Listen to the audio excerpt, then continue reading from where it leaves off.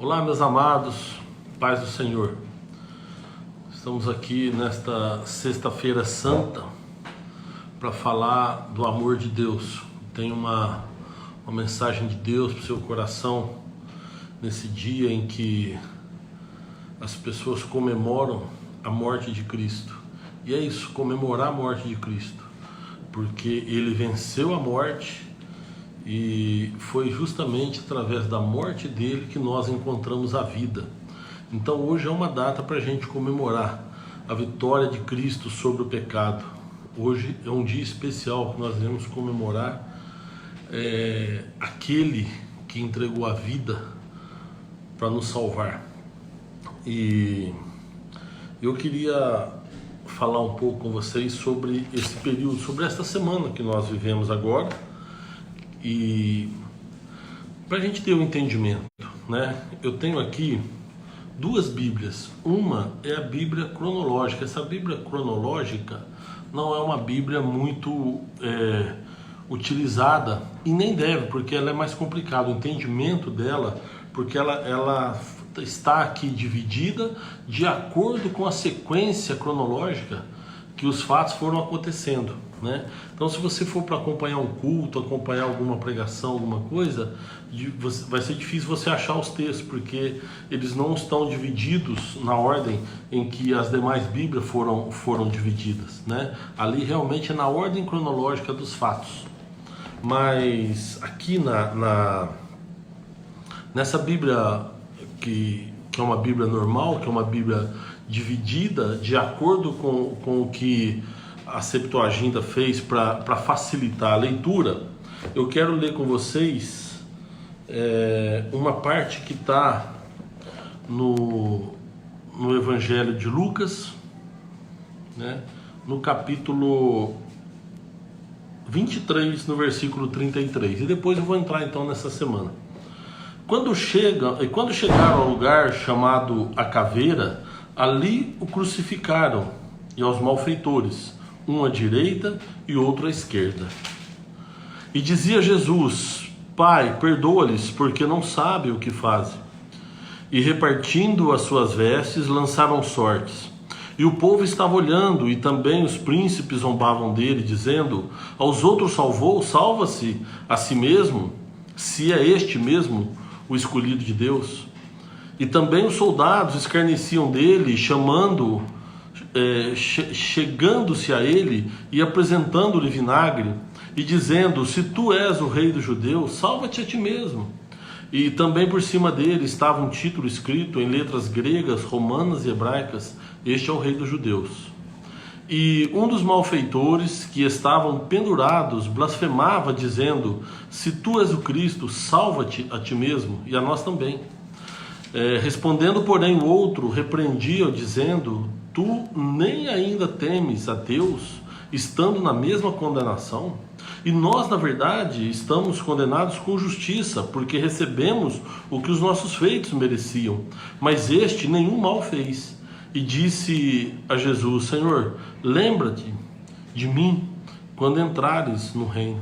E disse-lhe Jesus: em verdade te digo que hoje estarás comigo no paraíso.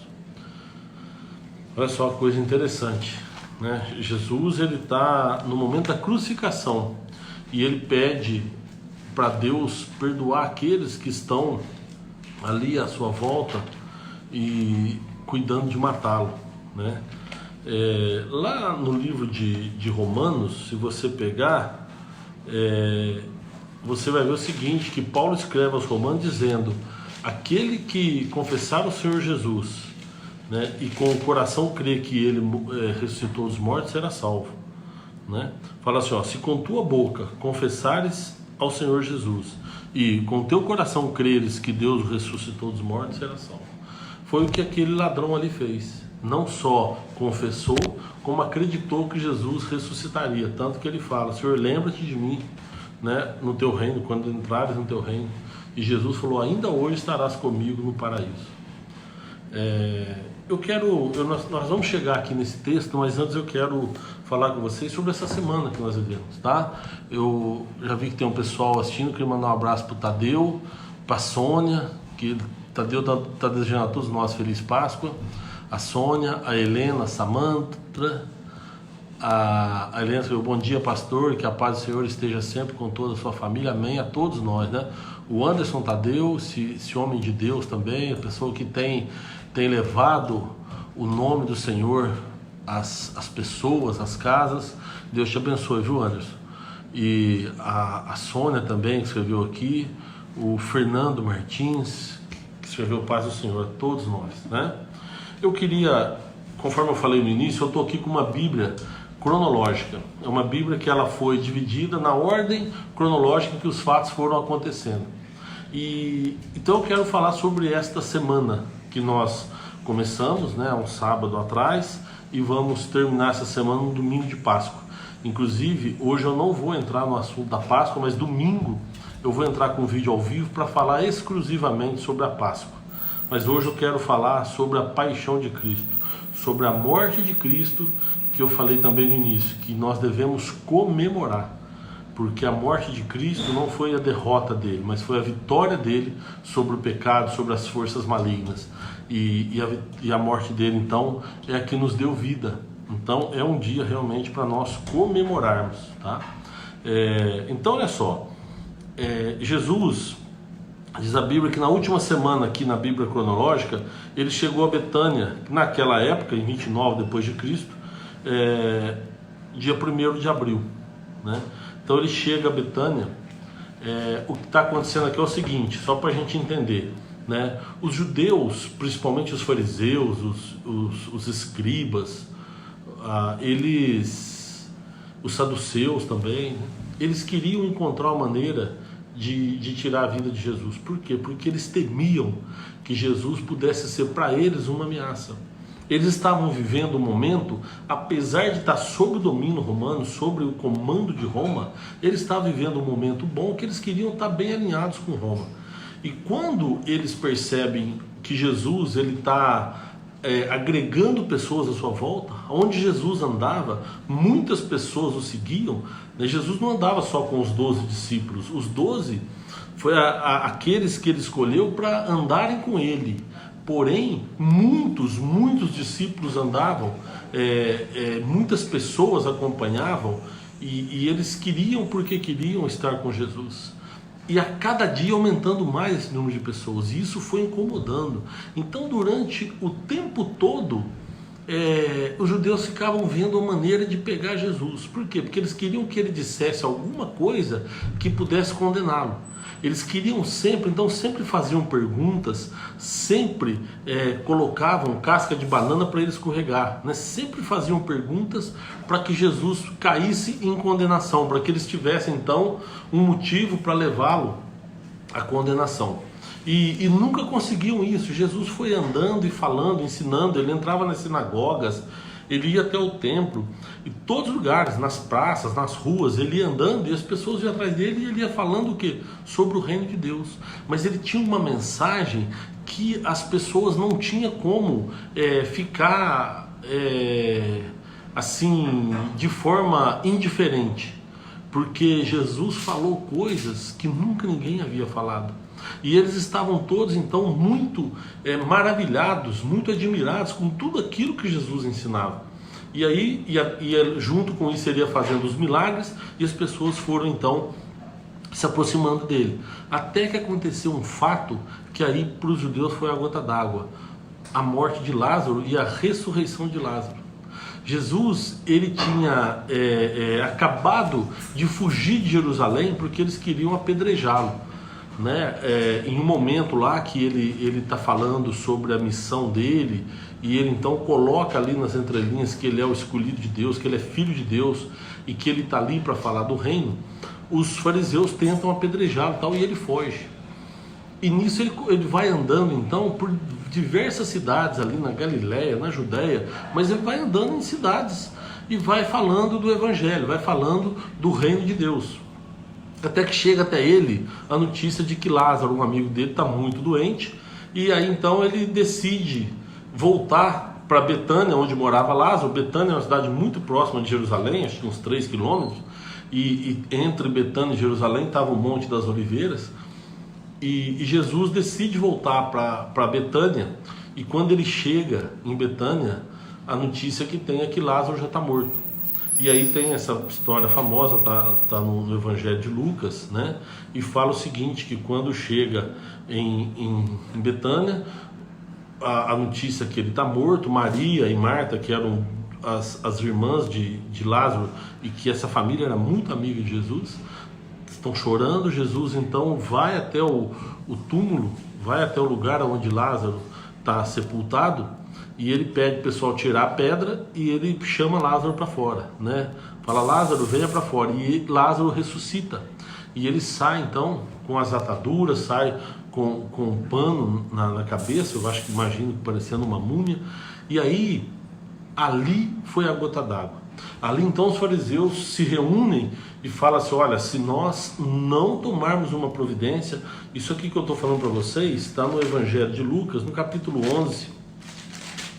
E os fariseus falam assim: olha, se a gente não tomar uma providência agora, com certeza nós vamos perder o controle. E o que vai acontecer? Os romanos vão passar a acreditar que ele realmente é o Filho de Deus. Ou pelo menos vão passar a dar mais importância para ele, porque ele está ele está com todos esses seguidores, e aí eles vão deixar a gente do lado, nós vamos ficar desprezados. Falei Lucas, desculpa, está no Evangelho de João, Evangelho de João capítulo 11, tá? Se vocês pegarem depois para ler aí, João 11, vocês vão ver. E aí fala no 46, versículo 46, é isso que eu estou falando para vocês. Mas alguns deles foram ter com os fariseus e disseram o que Jesus tinha feito. Depois os principais dos sacerdotes e os fariseus formaram um conselho e diziam: o que faremos, porquanto este homem faz muitos sinais? Se o deixarmos assim, todos crerão nele, e virão os romanos e tirar-nos-ão o nosso lugar e a nação. Então olha só, eles ali agora se sentiram ameaçados por Jesus. Nesse momento, eles acreditaram que Jesus realmente pudesse assumir como o rei dos judeus, ele pudesse realmente ter a preferência dos romanos. Porque os romanos, não só os romanos, mas quando o Egito dominou, quando a Síria dominou, quando a Babilônia dominou, o que eles faziam? Eles pegavam líderes locais e levantavam como rei daquele local, né? Então vamos supor, a Síria vinha e dominava Israel. Eles pegavam alguém que fosse um líder de Israel e colocavam ali como um príncipe, como um governador, como o rei daquele lugar, né? Então, por isso até Herodes, né, que era um descendente judeu, Herodes, ele tinha sido colocado. Pilatos era um representante da coroa romana, mas que ele era romano, né? Mas Herodes era um homem colocado sobre os judeus ali, sob o comando deles, né? E os sacerdotes, para eles estava tudo bem daquela forma. Então, quando Jesus chega, eles se sentem ameaçados. Esse foi o motivo pelo qual os judeus tentaram matar Jesus, e a partir daquele momento eles pensaram numa forma de acabar com a vida de Jesus. Então Jesus, ele sabendo disso, ele sai novamente de Jerusalém e volta a andar nas cidades ao entorno ali, volta a andar nas cidades um pouco mais distantes, e acontece que Jesus, ele percebe então que tem esta armação contra ele para tirar a vida dele. E os fariseus passam a procurá-lo e não conseguem encontrá-lo, não sabem onde ele está. E aí então eles falam assim: vamos esperar, porque está próxima a Páscoa, e quando chegar a Páscoa em que todos vêm para Jerusalém, aí vai ser o momento que a gente vai pegar ele. Acontece o seguinte, que Jesus, ele vai para a Páscoa, mas ele não vai direto para Jerusalém, ele vai para a cidade de Betânia e fica lá na casa de Lázaro, na casa de Marta e Maria. Nesse momento até acontece quando diz a Bíblia que Maria vai com um vaso de alabastro e unge os pés de Jesus, né? Quando ele chega em Betânia, está em João 12, então Maria pegou um frasco de nardo puro, e era um perfume caro, e derramou sobre os pés de Jesus e os enxugou com seus cabelos, e a casa encheu-se com a fragrância do perfume.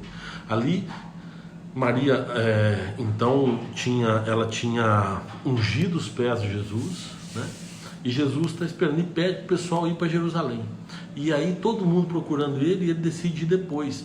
E até a Bíblia diz que o pessoal começa a falar, cada um entre eles lá, né, eles começam a falar, será que ele não vem? Será que ele vem? E fica aquela dúvida, né, todo mundo querendo ver ele, os fariseus loucos para matá-lo, e fica naquela coisa.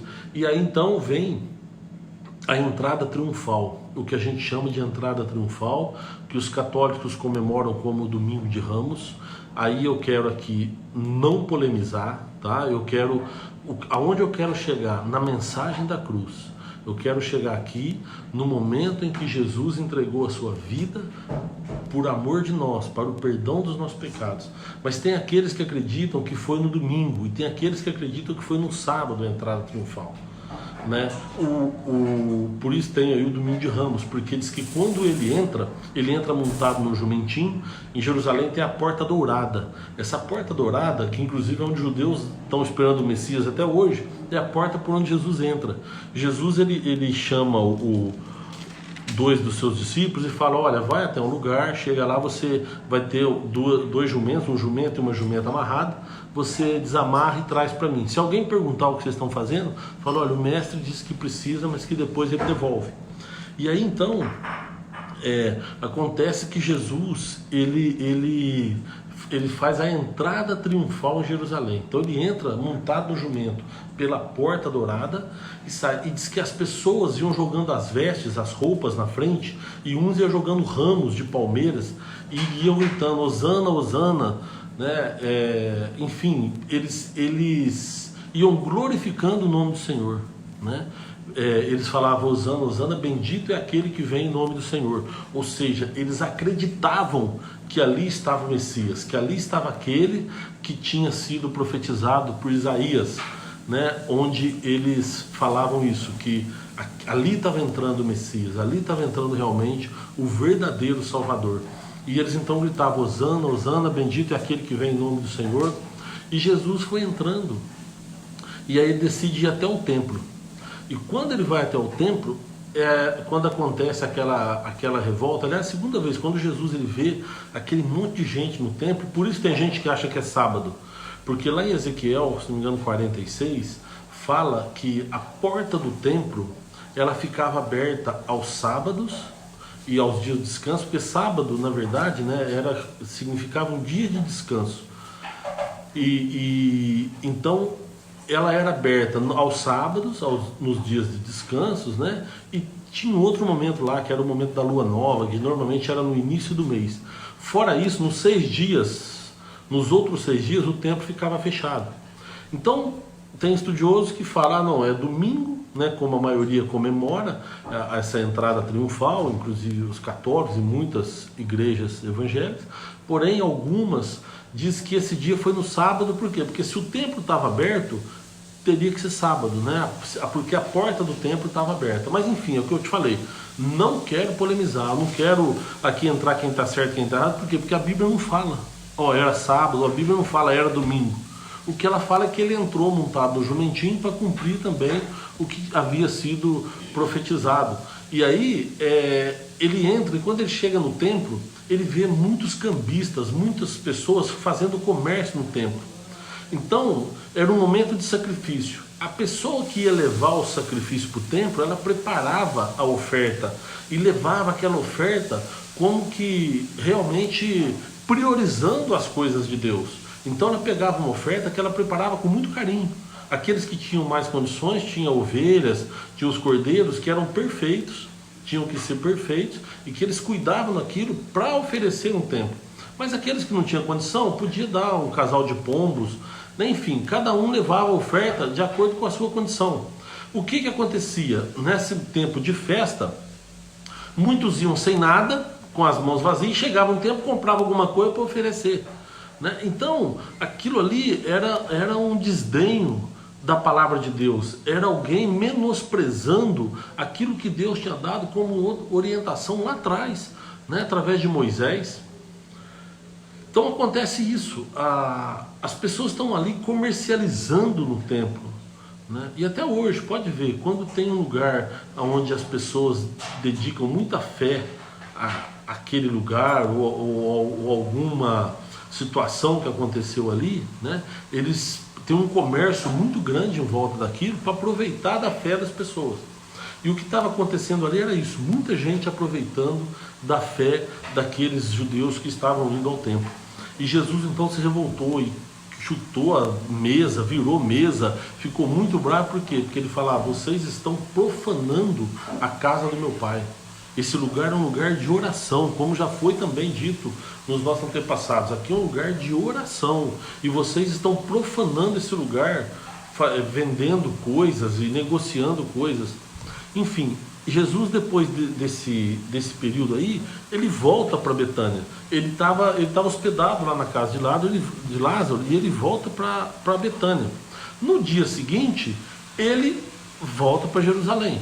E chegando até aí, tem um fato muito interessante: quando ele sai de Betânia e volta para Jerusalém, aí nós estamos falando já do domingo para segunda, né? Ele sente fome, e aí ele vê uma figueira. Olha só o que diz a palavra, ó. De manhã cedo, quando voltava para a cidade, Jesus teve fome. Vendo uma figueira à beira do caminho, aproximou-se dela, mas nada encontrou, a não ser as folhas. Então disse-lhe Jesus: nunca mais dê frutos. E imediatamente secou. Muita gente, eu mesmo fiquei muito tempo, mas por que será? Não era tempo de figo. Mas Jesus teve fome e ele olha a figueira e ele vai lá, falou: vou pegar um figo. Chega lá, diz que não tem figo, mas não era tempo de figo. Mas ele olha e só encontrou folhas na figueira. Ele amaldiçoou a figueira. E aí eu fui entender, fui estudar, né? Então aí tem até vídeos que falam disso, tem estudos. O que acontece é o seguinte, que não era tempo de figo, mas a figueira, ela é diferente de outras plantas. A figueira, quando começa a nascer a flor do figo, a florzinha que vai se tornar em figo, ela está seca, ela não tem nada de folha, só tem os galhos. E à medida que a flor vai crescendo e aí vai formando fruto, começa a nascer as folhas. E quando nascem as folhas, o figo já está no ponto de ser colhido, o figo já está grande. Então o que acontece é o seguinte: toda vez que você olha de longe e a figueira tem folhas, é porque tem figo. Porque se ela está seca, não tem figo, porque só está começando a produção. Mas quando o figo está formado e já está no ponto de ser colhido, ela está cheia de folhas. Então provavelmente Jesus olhou de longe, viu a figueira cheia de folhas, e ele deve ter pensado: tem figo, porque tem folhas. E aí ele vai chegar lá, não tem figo. Então aqui eu já quero deixar uma mensagem para você. A igreja está cheia de figueiras com folhas e sem figos. Aparentemente, quando a gente olha de longe, as pessoas parecem crentes. A gente olha de longe e parece que as pessoas estão servindo a Deus. Mas quando a gente chega perto, essa pessoa não tem fruto. Fruto para o reino. Fruto do Espírito. Então nós precisamos aprender. Jesus deixou uma mensagem muito forte para nós. Se você tem folha, você tem que ter fruto. Se você realmente quer mostrar que é crente, se você realmente quer mostrar que é uma boa pessoa e que você faz parte do reino, então você tem que gerar fruto. E o que acontece hoje é isso, as igrejas estão cheias disso, de pessoas que de longe são árvores frondosas, cheias de folhas, mas quando a gente chega perto, a gente não consegue encontrar fruto. Pensa nisso, nós precisamos dar fruto para o reino. E aconteceu então que Jesus amaldiçoou a figueira, porque a figueira não estava dando fruto. E aí depois então ele vai. Eu estou seguindo aqui, eu falei no começo, para quem começou agora, eu estou seguindo uma Bíblia, que é a Bíblia na ordem cronológica. Ela não é uma Bíblia que ela tem as mesmas coisas, as palavras que estão nessa são as mesmas palavras que estão na Bíblia que a gente usa tradicionalmente. Só que essa Bíblia, ela está dividida na ordem cronológica dos fatos. Ela está na ordem em que os fatos realmente foram ocorrendo. E então, depois que Jesus passa pela figueira, né, e ele amaldiçoou a figueira secou, Jesus chega a Jerusalém, e ali ele tem a autoridade dele muito questionada. Então as pessoas começam a questionar demais, e ele começa a explicar, e nesse dia ele começa a contar muitas parábolas, a maioria delas está no Evangelho de Lucas. Lucas foi quem detalhou mais o Evangelho de Cristo em relação às parábolas e aos ensinamentos, né? E aqui Jesus então começa, ele conta a parábola daqueles dois filhos, que um obedece, o outro desobedece. Depois ele conta aquela parábola dos lavradores maus, né? Que o dono da fazenda viaja e deixa eles tomando conta, e eles então acabam pegando para eles a fazenda, e mata os servos dele, depois mata o filho. Jesus aqui está começando a preparar as pessoas para a morte dele. Ele está começando a colocar para eles: olha, cuidado, decidam logo, porque está chegando o reino dos céus. E ele muito vai falando: porque o reino dos céus é assim, porque o reino dos céus é assim. E aí, então Jesus ele vai colocando muitas parábolas, né? A parábola dos convidados para o banquete. Depois ele é questionado a respeito do pagamento de imposto. Chega alguém para ele e fala: senhor, acha que é justo pagar imposto a César? E ele fala: me dá uma moeda, de quem é essa foto aqui? E a pessoa fala: é de César. E Jesus fala: então dar a César o que é de César e a Deus o que é de Deus. Ele fala o seguinte: as coisas materiais dá para quem é de direito, né? Se tem que pagar impostos, paga os impostos para as autoridades, mas Deus quer o nosso coração, a nossa adoração. Então o nosso amor, a nossa dedicação, a nossa oração tem que ser dado àquele a quem é direito, a quem é digno de toda honra e toda glória, que é o Deus poderoso. E as coisas materiais a gente tem que se virar aqui e dar para aquele que é realmente de direito. Então Jesus fala: dá a César o que é de César e a Deus o que é de Deus. Olha só, o que eles estão querendo aqui? Que ele fale alguma coisa contra o pagamento de impostos. Porque se ele fala isso, é um motivo de condenação. Mas ele não falou. Jesus, ele não se condenou. Ele fala: não, vocês têm que pagar imposto. Ou seja, e eles estão tentando, né? As pessoas, os discípulos, mas os fariseus estão loucos, o sinédrio no caso, né, que são os sacerdotes, o sumo sacerdote, os fariseus, eles querem o quê? Eles querem pegar Jesus. Porém, como Jesus vivia cercado de pessoas, eles tinham medo. Eles falam assim: pô, se a gente pegar Jesus no meio do povo, o povo pode se revoltar contra nós. Então nós temos que esperar o momento certo e saber quando ele está sozinho. É aí que entra a traição de Judas, né?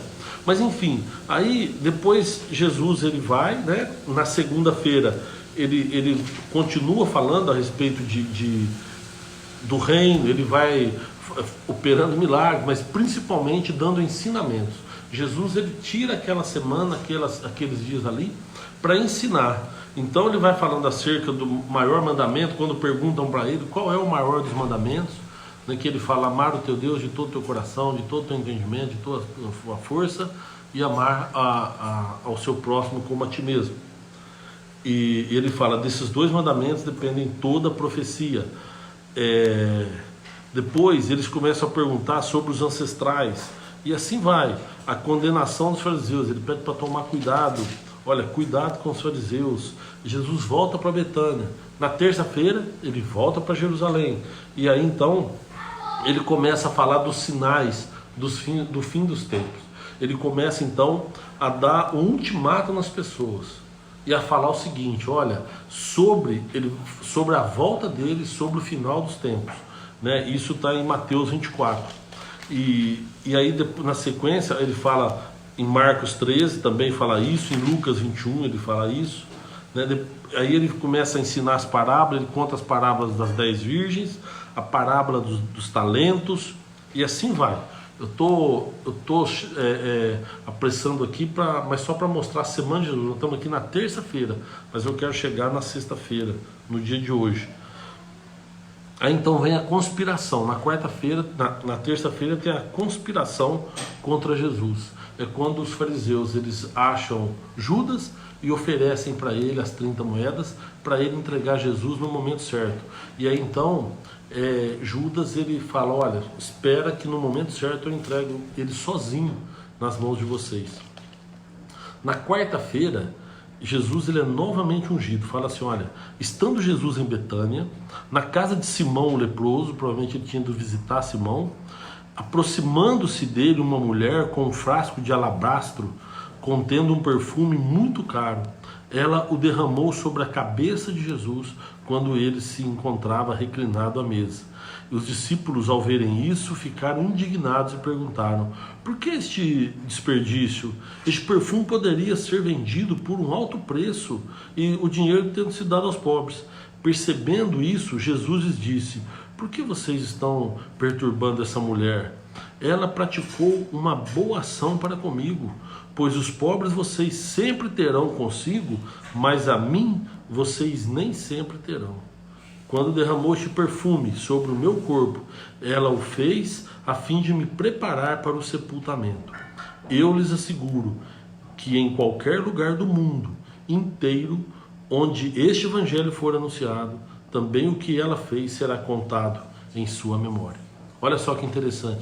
Então Jesus está lá visitando Simão, né, o leproso, e a mulher vem com um vaso de alabastro, um perfume caríssimo, e despeja. Jesus está reclinado e ela despeja. Tem algum lugar que fala até que o vaso quebrou, mas ela despejou e aquilo ali desceu sobre Jesus. Jesus fala: ela está me ungindo para a minha morte, ela está ungindo o meu corpo. Segunda vez que Jesus recebe essa unção. Primeiro foi através de Maria, né, que ela derrama o nardo e unge os pés dele, né, com o nardo. E agora esta mulher, que a Bíblia não cita o nome, despeja um vaso de alabastro, um perfume caríssimo, e Jesus então é ungido. Isso na quarta-feira.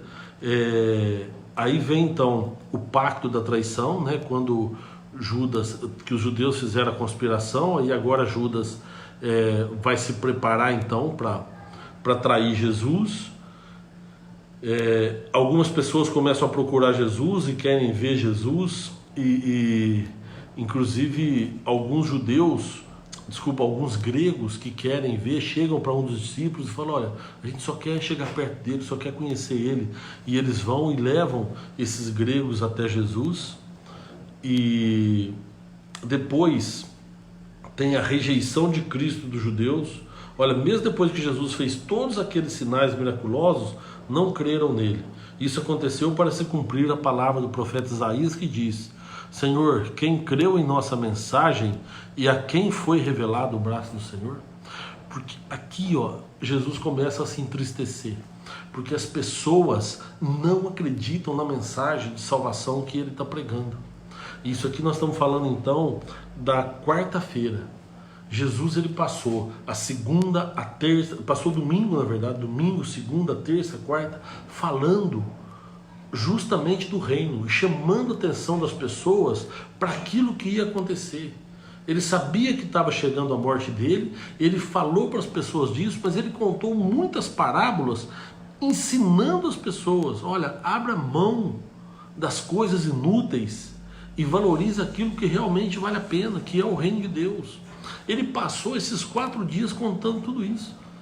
E chegamos então na quinta-feira, que era a Páscoa. E aí então eles tinham que preparar a Páscoa, e todos os judeus estavam ali em Jerusalém justamente para comemorar esse dia, que era a quinta-feira.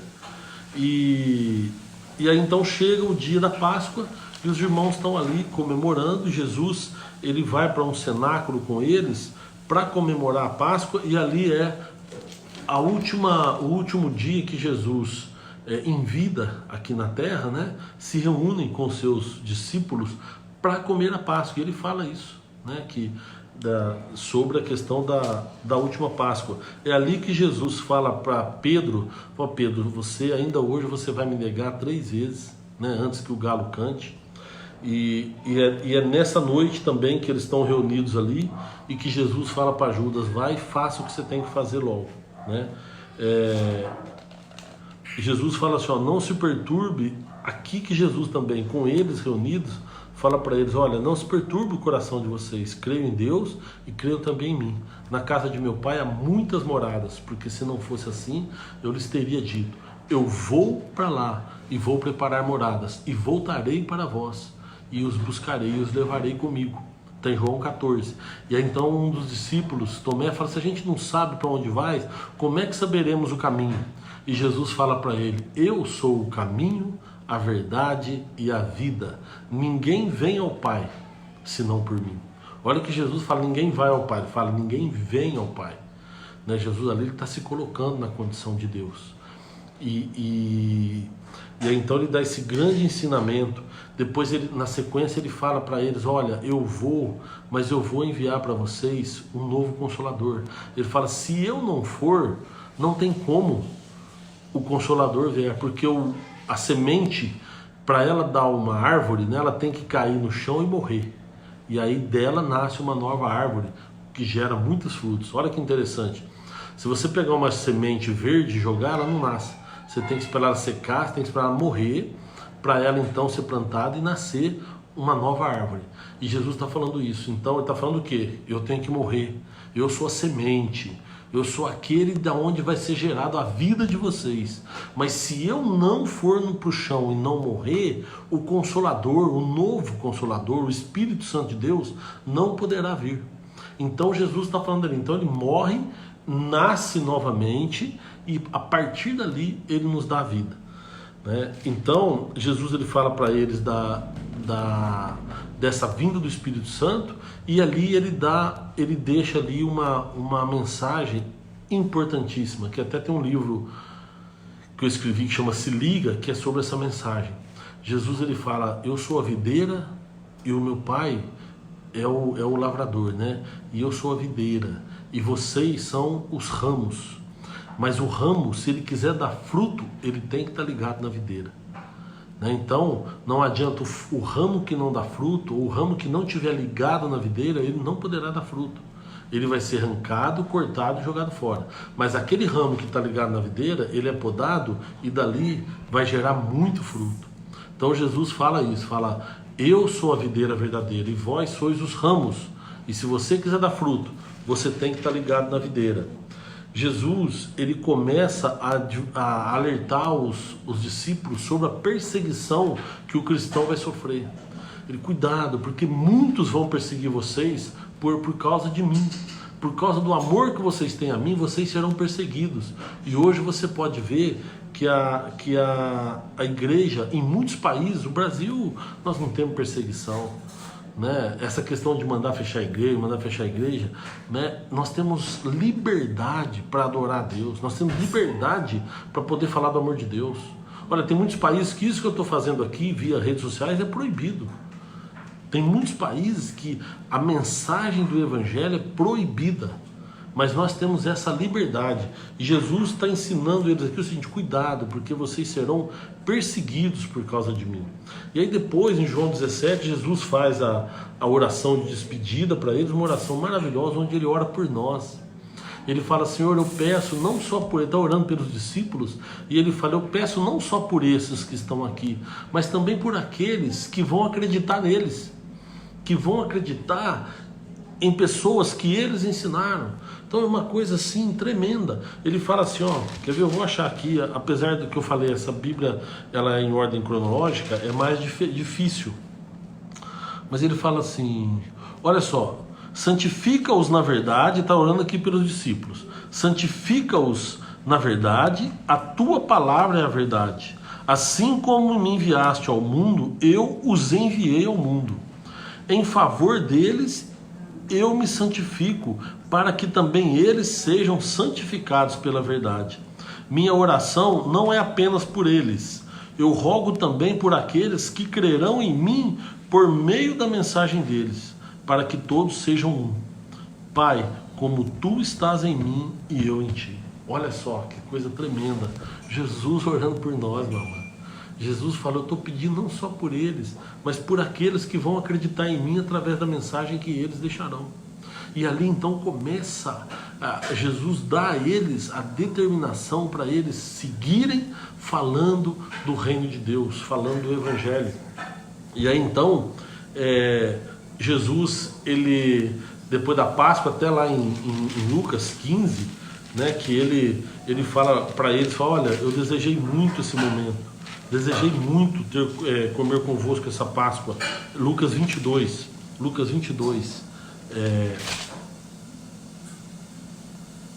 E saíram e encontraram como Jesus tinha dito, então prepararam a Páscoa. Como ela é em ordem cronológica, às vezes, aí fala assim, ó, quando chegou a hora, Jesus e os seus apóstolos reclinaram-se à mesa, e ele lhes disse: desejei ansiosamente comer essa Páscoa com vocês. Desejei ansiosamente comer essa Páscoa com vocês, antes que eu sofresse. Pois eu lhes digo que não comerei dela novamente, até que se cumpra o reino de Deus. Aqui que eu falo que Jesus, ele fala isso, e depois fala para cumprir o reino de Deus. A ressurreição dele, que ia acontecer logo depois, né? Aqui eles então saem e Jesus vai para o Monte das Oliveiras. Só que antes de chegar no Monte das Oliveiras, é assim, ó, tem a cidade que é cercada pelo muro. Eles saíam pela porta dourada, pela porta principal da cidade, e aí desciam, e logo no pé do Monte das Oliveiras eles passavam por um vale, que eu não lembro agora o nome do vale, mas depois eu vou achar aqui, eu vou falar com vocês. Acho que era o Vale de Jabó, mas enfim, eles descem, eles saem dali, e depois que eles saem, eles passam por esse vale, e aí no pé do Monte das Oliveiras eles chegam não tem aqui, mas depois eu vejo. Mas ele sai passa pelo vale e chega num lugar chamado Getsemane. E Getsemane, que significa prensa de azeite. É um lugar onde tinha uma prensa que ficava no pé do Monte das Oliveiras, porque eles já apanhavam as azeitonas, levavam para esse lugar, para o Getsemane, e ali tinha prensa onde eles colocavam as azeitonas na prensa, e aí tinha o rolo que eles passavam, punha na prensa e prensava a azeitona, e dali saía o primeiro caldo, que era o azeite. Então tinha prensa do azeite, depois eles voltavam, fazia a segunda prensa, depois voltavam, fazia a terceira prensa, e a primeira era melhor. Depois, cada vez que iam prensando, ia saindo um óleo diferente para usar para outras coisas, mas o azeite extra virgem é aquela primeira prensa, né? E aí então Jesus chega ali no Getsemane, chega na prensa do azeite, né? E ali ele faz uma parada, é ali que ele faz a oração e que ele pede para Deus afastá-lo de toda aquela situação, que ele fala: Senhor, se possível, afasta de mim esse cálice, mas que seja feita a tua vontade e não a minha. Jesus sabe ali o que ele vai passar, e ele fala: se o Senhor puder, me livra disso, mas eu não estou aqui para fazer a minha vontade, eu estou aqui para fazer a vontade do Pai. Então que seja feita a tua vontade. E aí então Jesus diz que ele está tão triste que ele começa a gotejar sangue. Está também no Evangelho de Lucas. Olha só para vocês verem, gente, que coisa impressionante. Ele começa a gotejar sangue. E tem aqui, ó, Lucas 22. Saindo foi, como costumava, para o Monte das Oliveiras, e também os seus discípulos seguiam. E quando chegou àquele lugar, disse-lhe: orai para que não entreis em tentação. E apartou deles cerca de um tiro de pedra, e pondo-se de joelhos, orava, dizendo: Pai, se queres, passa de mim esse cálice, todavia não se faça a minha vontade, mas a tua. E apareceu-lhe um anjo do céu que o confortava, e posto em agonia, orava mais intensamente, e o seu suor tornou-se em grandes gotas de sangue que corriam até o chão. Ele entrou em agonia. E desculpa que mandaram mensagem aqui, eu levei a mão na tela por causa disso. Ele entrou em agonia, e nesse momento que ele entra em agonia, ele ora a Deus, e a Bíblia diz que o suor dele tornou em grandes gotas de sangue que corria até o chão. Jesus foi prensado aonde? Na prensa do azeite, né? É simbólico esse lugar, o Getsemane, a prensa do azeite, que é onde o fruto da oliveira era prensado, e dali saía o óleo puro, né? Ali saía o azeite extra virgem. Jesus, ele vai nesse lugar, e aí ele é prensado. E quando ele prensa, igual uma esponja, eu já falei sobre isso há pouco tempo, né? A esponja, se você mergulhar lá na água, a hora que você espreme, sai a água dela. Se você mergulhar ela no sangue, a hora que você espreme, sai sangue. Se você mergulhar na gasolina, a hora que você espreme, sai gasolina. Jesus, ele estava mergulhado no sofrimento e no pecado do ser humano. Jesus, ele simplesmente foi um homem que não pecou, mas ali ele estava carregando sobre si todos os nossos pecados. E ele está, na verdade, sofrendo, ele está em agonia, a palavra diz. E esse sofrimento leva ele a gotejar sangue, ou seja, ele está prensado, espremido, e ali ele goteja sangue no lugar de suor. Tamanho era o sofrimento dele, que nós vamos ver isso depois também, mais adiante aqui. E aí, dali Jesus, ele vai, leva 2 apóstolos com ele, começa a orar, e é nesse momento, nós estamos falando que é à noite, né? Jesus, ele tinha feito a Santa Ceia, e ele sai de Jerusalém, vai até o Getsêmani, e ali ele vai subir para o Monte das Oliveiras, mas ali chega os soldados conduzidos por quem? Por Judas. Então Judas, ele chega, os soldados não conhecem muito bem Jesus, e está de noite, escuro provavelmente, e Judas fala para eles, aquele que eu beijar é aquele que vocês têm que levar. E Jesus chega, e Judas chega e beija Jesus. E Jesus fala para ele, me traíste com um beijo. E aí ele sai, e aí os soldados vêm e prendem Jesus. E é nesse momento que Pedro se revolta, pega uma espada, né, e corta a orelha de um dos soldados, e Jesus repreende ele e fala, não faça isso. E Jesus fala para eles, escuta, eu tive em todo lugar, abertamente, o que está acontecendo? Vocês vêm com pau, com armas para me prender? Né? Mas eles estão assustados, está todo mundo assustado, né? Eles não sabem qual vai ser a reação dele. Mas ele fala, eu andei livremente por todos os lugares, não precisava tudo isso, era só chegar e me conduzir. E foi o que aconteceu, Jesus é conduzido, e aquela noite de quinta para sexta é a noite onde ele tem o sofrimento físico, né? Que aí eu quero ler com vocês aqui a noite que Jesus passou. Jesus, então, ele sai aqui do Getsêmani, e depois que ele sai do Getsêmani, ele é preso. Eu estou até agora invocado aqui com o nome do Vale de Cedron. Poxa vida, lembrei. Quando Jesus sai de Jerusalém, ele passa pelo Vale de Cedron, que é um vale que tem entre o Monte das Oliveiras e a cidade de Jerusalém. Até hoje ele é conhecido como o Vale de Cedron. Então ele sai, desce, tem o Vale de Cedron, ele começa a subir. No comecinho da subida tem o Getsêmani, né? E dali para cima é o Monte das Oliveiras. E Jesus então é levado preso, né? E aí quando eles o levam preso, né, acontece aquilo que Jesus falou para Pedro, que Pedro ia negar ele 3 vezes, e Pedro nega Jesus 3 vezes. Mas eu vou falar com vocês aqui a partir da prisão. Estando ele ainda a falar, surgiu uma multidão, e um dos 12, que chamava Judas, iam adiante dele, e chegou-se a Jesus para o beijar. E Jesus lhe disse, Judas, com um beijo traís o Filho do Homem. E vendo os que estavam com ele, que ia suceder, disseram, Senhor, feriremos a espada? E um deles feriu o servo do sumo sacerdote e cortou-lhe a orelha direita. E respondendo Jesus disse, deixai-o, basta. E tocando-lhe a orelha o curou. Até nesse momento Jesus curou, né? E disse Jesus aos principais dos sacerdotes e capitães do templo e anciãos que tinham ido contra ele, saístes com espadas e porretes, como para deter um salteador?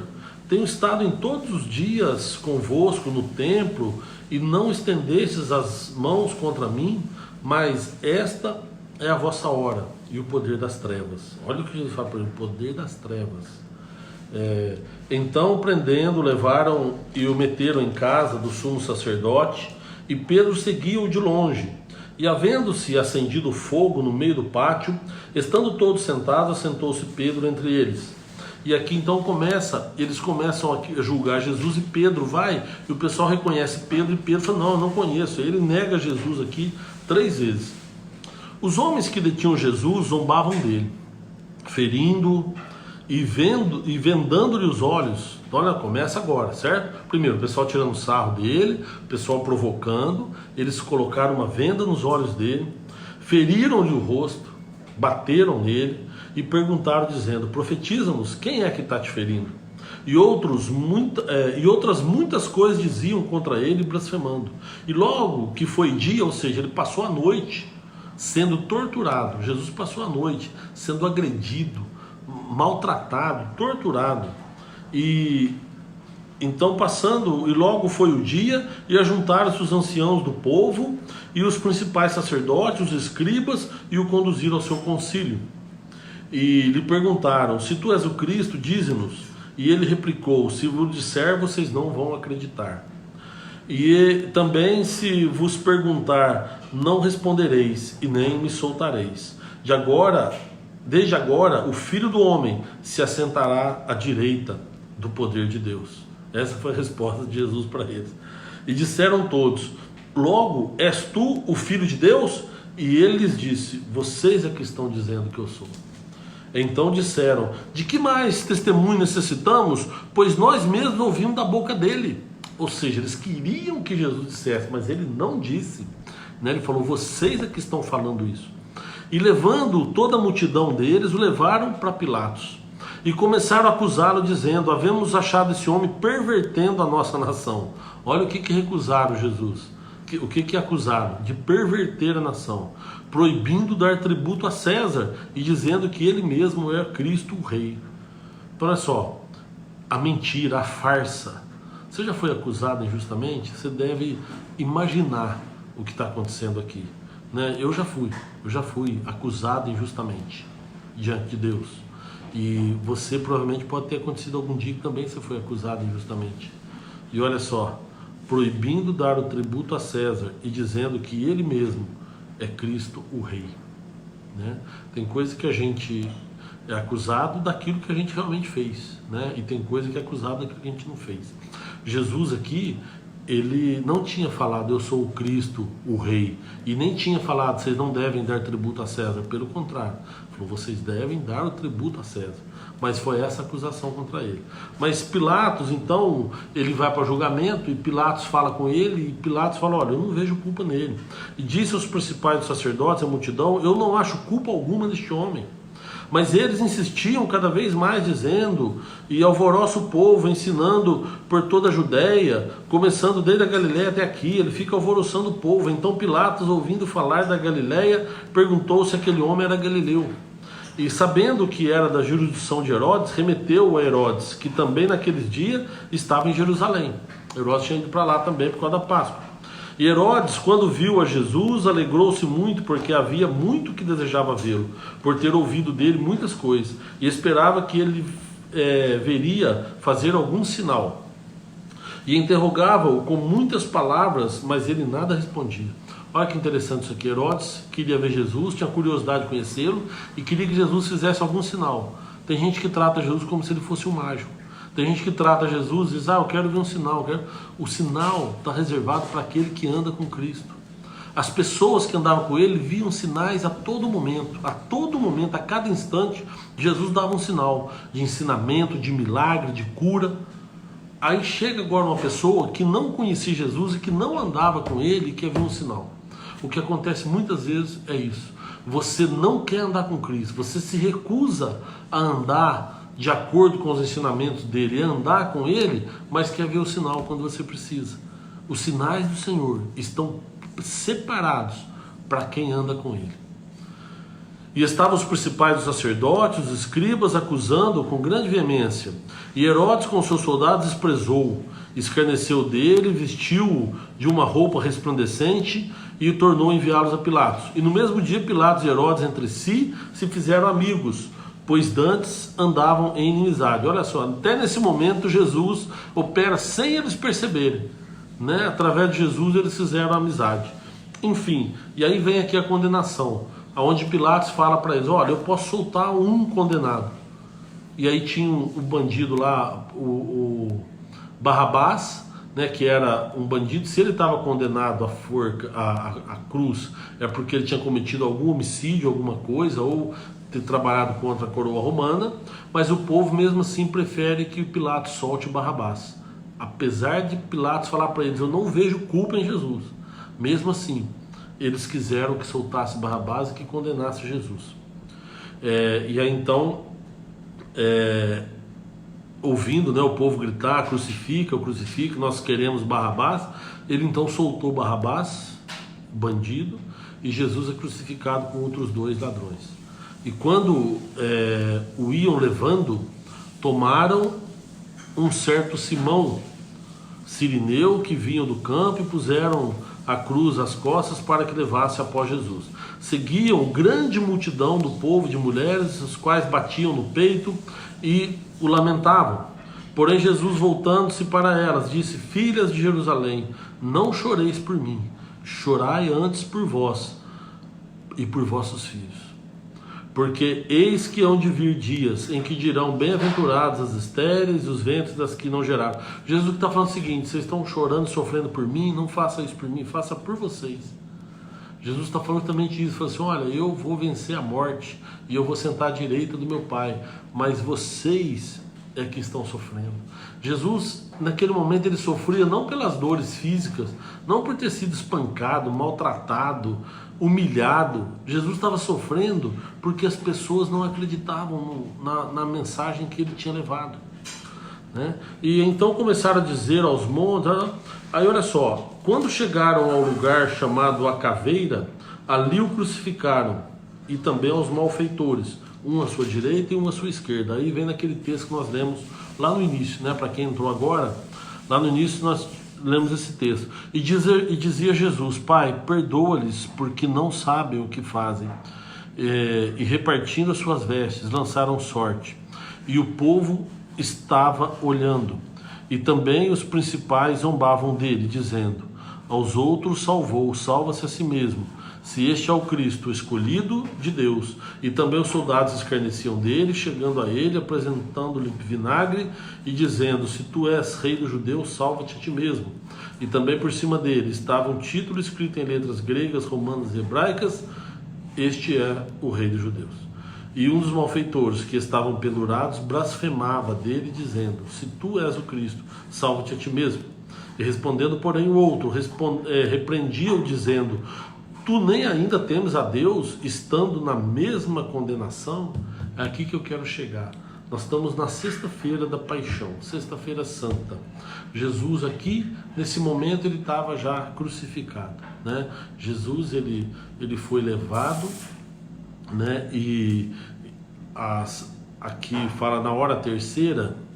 Nesse texto aqui não fala, provavelmente em outro texto: de mim quando entrares, tal. E quase a hora sexta houve trevas. Já quase a hora sexta é meio-dia, mas às 9 da manhã Jesus já estava na cruz, né? E aqui um dos malfeitores começa a provocá-lo. E o outro então fala: filho, você não teme a Deus? Nós estamos na mesma condenação e ele ainda é inocente, mas nós somos culpados. Ele fala assim: nós na verdade com justiça, porque recebemos nossos feitos que mereciam, mas este nenhum mal fez. E disse a Jesus: Senhor, lembra-te de mim quando entrares no teu reino. Então olha só, um deles fala para Jesus, começa a provocar Jesus, começa a insultar Jesus, e o outro que está crucificado também fala: escuta, você não tem temor a Deus? Porque nós dois merecemos, mas ele não. Ele acreditou em Jesus, ele acreditou na mensagem, ele acreditou que Jesus realmente era inocente. Mas mais do que isso, ele acredita que Jesus era o Filho de Deus e acredita que Jesus não vai morrer, porque ele fala assim: ó, lembra-te de mim quando entrares no teu reino. Então lembra que eu falei para vocês de Paulo lá em Romanos 10, quando Paulo fala: aquele, se com tua boca você confessar ao Senhor Jesus e com o teu coração você crê que Deus ressuscitou dos mortos, será salvo. Olha aqui o que Jesus responde para ele. Disse-lhe Jesus: em verdade te digo que hoje estarás comigo no paraíso. Ou seja, tinha dois malfeitores com Jesus. Um ficou insultando Jesus e o outro mostrou que acreditava em Jesus. E Jesus fala para ele: ainda hoje estará comigo no paraíso. Nós somos malfeitores. Nós estamos hoje crucificados com Cristo, porque Jesus sofreu e morreu para o perdão dos nossos pecados, não dos pecados dele. Então todos nós somos malfeitores. A diferença é em que lado da cruz é que nós queremos estar. Se nós vamos estar do lado em que nós vamos assumir e deixar e chutar o balde, falar isso mesmo e provocar, insultar o nosso Deus, ou se nós somos os malfeitores que estaremos do outro lado da cruz e vamos acreditar que Cristo, ele ressuscitou e ele é suficiente para a salvação das nossas vidas. A diferença está aí, porque todos somos malfeitores, todos somos. Quando o pecado entrou no mundo, ele nos tornou malfeitores, pecadores. Então agora a decisão é nossa. Hoje é uma sexta-feira santa. Hoje é o dia em que Jesus estava crucificado e dali a algumas horas ele morreria. E nós estamos do lado dele. Que lado você quer estar? Do lado em que vai continuar insultando, do lado em que vai continuar desprezando e desacreditando, ou você quer estar do lado em que vai confiar, em que vai acreditar na inocência e que vai acreditar no poder dele sobre a morte? E acreditar que ele está vivo hoje, que ele ressuscitou e ele está servindo a nós no reino de Deus, servindo a nós com a própria vida, e que agora ele nos ouve e ele está então intercedendo por nós. Porque se você acredita nisso, se você crê no Filho do Homem como um Cristo ressurreto, então você também terá vida. E aí ele pode falar para você: ainda hoje estará comigo no paraíso. A diferença está aqui, meu amado, em que lado da cruz nós queremos estar. E aí sim nós vamos ou ir para a condenação ou ir para a salvação eterna. Eu deixo para você refletir. Hoje, essa sexta-feira santa em que se comemora a morte de Cristo, eu quero convidar você a refletir sobre isso. De que lado da cruz você quer estar, tá? Jesus, ele se entregou na cruz e morreu pelos nossos pecados. Ele que não conheceu o pecado se fez pecador por amor de nós. E está agora então a nossa escolha, se a gente quer seguir e acreditar nele ou não, tá? Antes de eu orar, eu quero falar para vocês o seguinte: hoje à noite eu vou entrar com essa mesma mensagem no Instagram, tá? Eu decidi fazer no Facebook agora de manhã, né? E à noite no Instagram, mas eu vou fazer com essa mesma mensagem. E no domingo eu vou entrar ao vivo para falar sobre a Páscoa, tá? Aí eu vou entrar novamente de manhã no Facebook, né, para falar sobre a Páscoa, e à noite eu entro no Instagram, tá? Então, para um pouco para refletir, tá? Reflita de que lado da cruz você quer estar, reflita nesse dia de hoje, qual é a grande simbologia do dia de hoje, a morte de Cristo na cruz, tá? Jesus não é um derrotado, Jesus não é alguém que perdeu e que as forças malignas, que as trevas o venceram, não. A morte dele foi para nos dar vida eterna, ou seja, ele foi um grande vencedor, porque ele venceu a própria morte, e a ressurreição dele nos leva à vida, tá? Então pensa nisso, tá bom? Toma decisão enquanto há tempo, porque enquanto a gente tem vida, se você pegar aí Lucas, a partir daquele momento que eu estava lendo ali, 21, 22, você vai ver que Jesus contou muitas parábolas, e as parábolas que Jesus contou foi justamente para pôr o pessoal para pensar, né? Ele falava: olha, o reino dos céus é assim, como é que você quer estar? E começou a ensinar as pessoas e orientar, e as pessoas tomar a decisão que quisessem tomar, amém? Então, toma essa decisão de que lado você quer estar, toma essa decisão, porque o mais importante para a nossa vida é isso, é se a gente quer estar com Cristo no paraíso ou não. O resto é tudo coisas que vão ficar aqui, né? Nós estamos nesse mundo aqui de passagem, mas é nesse mundo que nós devemos tomar a decisão, se nós queremos acreditar e que nós queremos seguir a Cristo ou não. Então pare e pensa, tá bom? E eu vou orar por todos nós. Senhor, nós queremos pedir, ó Deus, clamar pelo Teu amor, pela Tua graça e a Tua misericórdia. Senhor, venha sobre nós, Pai, derrama sobre nós a Tua graça, mas que venha também o Teu reino, Pai, porque nós queremos entrar no Teu reino. Nós queremos, ó Deus, nesta manhã de sexta-feira em que se comemora a morte de Cristo, nós queremos realmente brindar e comemorar, Senhor, porque foi a morte de Cristo que nos deu a salvação, porque foi a morte de Cristo que nos levou, Senhor, à vida eterna. Enquanto muitos, ó Deus, pensam em Jesus como um coitado, como um fraco, que morreu e perdeu, não. Nós queremos acreditar que Ele ressuscitou e que Ele venceu a própria morte e que Ele é um Deus poderoso, que Ele é, Pai, o Filho de Deus, a Tua palavra que o Senhor transformou em homem, mandou para cá para nos ensinar, para nos auxiliar, para nos ajudar e agora está novamente aí sentado, Senhor, à Tua destra, à Tua direita. Pai, é em nome desse Cristo, é em nome do Seu Filho Jesus, é que nós pedimos que o Senhor venha, Deus, com o Teu poder, com a Tua misericórdia sobre as nossas vidas. Senhor, que o Senhor possa convencer a cada um do pecado e que o Senhor possa levar a cada um de nós ao arrependimento, Pai. Porque é isso que Jesus nos ensinou, segundo o que narrou João no seu Evangelho, Pai. Que Ele veio, que Ele morreu, para que permitisse que o Senhor mandasse um novo Consolador, o Espírito Santo do Senhor. Então nós cremos, ó Deus, nós cremos num Deus único, mas que nesse Deus há o Espírito Santo e há também o Seu Filho Jesus. Nós cremos, ó Pai, que o Senhor fez tudo isso para a salvação dos nossos pecados. Nós cremos, Pai, que o Senhor já falou com o Teu povo através dos profetas. Nós cremos que o Senhor falou com o Teu povo através de Cristo Jesus e nós cremos que hoje o Senhor fala com o Teu povo através do Teu Santo Espírito. Pai, então fala conosco, Deus, nos orienta, guarda, Senhor, as nossas vidas e nos proteja, em nome de Jesus. E nós Te agradecemos, Pai, agradecemos porque o Seu Filho se entregou na cruz para a salvação dos nossos pecados. Nós Te agradecemos porque o Senhor tem uma proposta de vida eterna para todos nós. E é em nome de Jesus que fazemos isso. Amém. Amém. Meus amados, hoje eu não vou mandar abraço para todo mundo, não. Muita gente que esteve comigo, quero agradecer de coração a cada um de vocês, tá? E dizer que hoje à noite, então, eu vou entrar no Instagram, do Quem Tem Sede Venha, com essa mesma mensagem, tá? E no domingo eu vou entrar com a mensagem sobre a Páscoa, né? Porque Jesus morreu, depois Ele ressuscitou.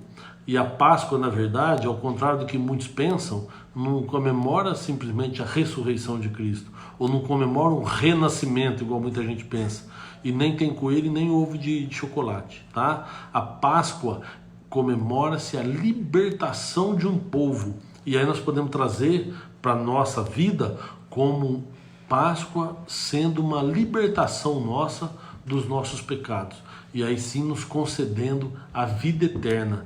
Páscoa é isso. O significado da palavra Páscoa é passar adiante, pular, passar por cima, né? É pechar do hebraico, que é passar adiante, né? Mas é porque o sangue do Cordeiro permitiu que as pessoas fossem salvas. E eu vou falar sobre isso com vocês no domingo, então, numa mensagem que eu vou fazer aqui no Facebook, de manhã, tá? Entre 10 e 11 horas, provavelmente às 10 horas. Deus abençoe cada um de vocês, então, e até domingo, se Deus quiser.